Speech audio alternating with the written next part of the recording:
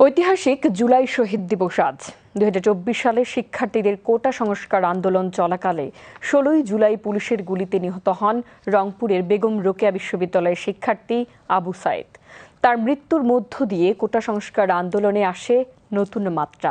সেদিন রংপুরে আবু সাইদ, চট্টগ্রামে ওয়াসিম সহ বেশ কয়েকজন তরুণের নিহতের ঘটনায় উত্তাল হয়ে ওঠে পুরো দেশ।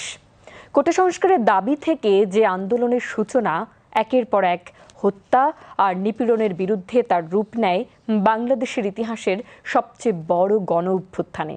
5 আগস্ট পতন ঘটে দীর্ঘদিনের আওয়ামী স্বৈরশাসনের। রিপোর্ট খালিদা হোসেনের। ইতিহাসের কিছু অধ্যায় মানুষ ভুলে যেতে চায়, আবার কিছু ইতিহাস প্রজন্মের পর প্রজন্ম পরম যত্নে মানুষ লালন করে চলে। 2024 সালের জুলাই গণ অভ্যুত্থান তেমনই এক গৌরবোজ্জ্বল বেদনাময় ইতিহাস, যে ইতিহাস লেখা হয়েছে লাখো তরুণের রক্তে, যার পেছনে জমেছিল দীর্ঘদিনের ক্ষোভ, বঞ্চনা, নিপীড়ন আর পরিবর্তনের আকাঙ্ক্ষা। 15 জুলাই ঢাকা বিশ্ববিদ্যালয়ের সাধারণ শিক্ষার্থীদের উপর ছাত্রলীগের নৃশংস হামলার পর শান্তিপূর্ণ কোটা আন্দোলন উত্তপ্ত হয়ে ওঠে। সারা দেশের বিভিন্ন বিশ্ববিদ্যালয়, কলেজের শিক্ষার্থীরা বিক্ষোভে ফেটে পড়েন। 16 জুলাই রংপুরের বেগম রোকেয়া বিশ্ববিদ্যালয়ের শিক্ষার্থী আবু সাইদ পুলিশের বন্দুকের সামনে 2 হাত প্রসারিত করে দাঁড়িয়ে যান। খুব কাছ থেকে পুলিশের গুলিতে প্রাণ হারান তিনি। আবু সাইদের সেই মৃত্যুর দৃশ্য মুহূর্তেই ছড়িয়ে পড়ে সারা দেশে। এক তরুণের আত্মত্যাগ হয়ে ওঠে প্রতিবাদের প্রতীক। শোক আর ক্ষোভে উত্তাল হয়ে ওঠে পুরো বাংলাদেশ।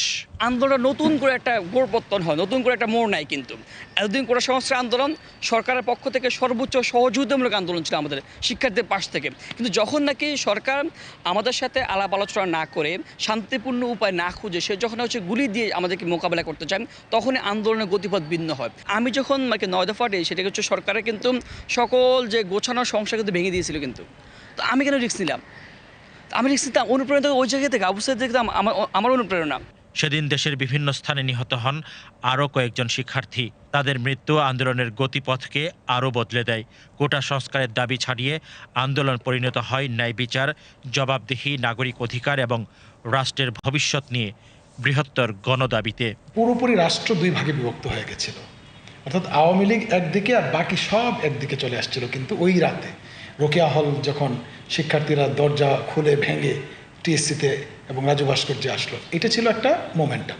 কিন্তু চূড়ান্ত মোমেন্টামটা আসছে কিন্তু আবু সাইদকে যেভাবে গুলি করলো এবং গুলি করার যে চিত্রটা, ভিজুয়ালাইজেশনটা মানুষের মনে, মগজে এবং মস্তিষ্কে যেভাবে ক্ষত বিক্ষত করলো, এই ব্যাপারটা কিন্তু সারা বাংলাদেশ না, বাংলা ভাষাভাষীর বাইরের মানুষকেও আপনার একটা আতঙ্কিত করেছে, আবেগপ্রবণ করেছে এবং সবচেয়ে বড় কথা কি, সরকারের বিরুদ্ধে প্রতিবাদের জায়গাটা জোরালো করেছে। ওর তো বয়স খুব কমই, তাই না? তো একজন তরুণের যে আকাঙ্ক্ষা ছিল রাষ্ট্রের কাছে, সেই আকাঙ্ক্ষাটা যেভাবে ওর 2 চোখের সামনে রাষ্ট্র দমন করলো, ক্রাশ করে দিল, সেটা কিন্তু আমরা কোটি কোটি নেটিজেনরা দেখতে পেলাম। এবং এটাই হচ্ছে শেখ হাসিনার অথরিটেরিয়ান রেজিমের সবচাইতে ভয়ঙ্কর চেহারা। শিক্ষার্থীদের সঙ্গে একাত্ম হন অভিভাবক, শিক্ষক, পেশাজীবী সহ সমাজের নানা শ্রেণী পেশার মানুষ। ধীরে ধীরে আন্দোলন রূপ নেয় সর্বস্তরের ঐতিহাসিক গণ আন্দোলনে। সারা দেশের মানুষ এক সুরে দাবি তোলেন 1 দফা সরকারের পদত্যাগ। মানুষের লাইফ যখন লস্ট হয়ে যায়, তখন কিন্তু ওই যে কালেকটিভ বাঁধটা ভেঙে যায়, ভয়টা ভেঙে যায়। আমি যদি আইন মেনেও চলে, তাও আমাকে মেরে ফেলা হতে পারে।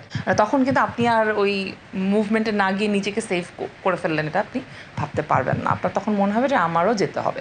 সেই কারণে যে কোনো রেজিমের উচিত মানুষের জীবন এরকম খোলামখুচির মতো করে ফেলার আগে মানে এই জিনিসগুলো ভাবা, যে আসলে যখন মানুষের জীবন চলে যায় তখন বাঁধ ভেঙে যায়।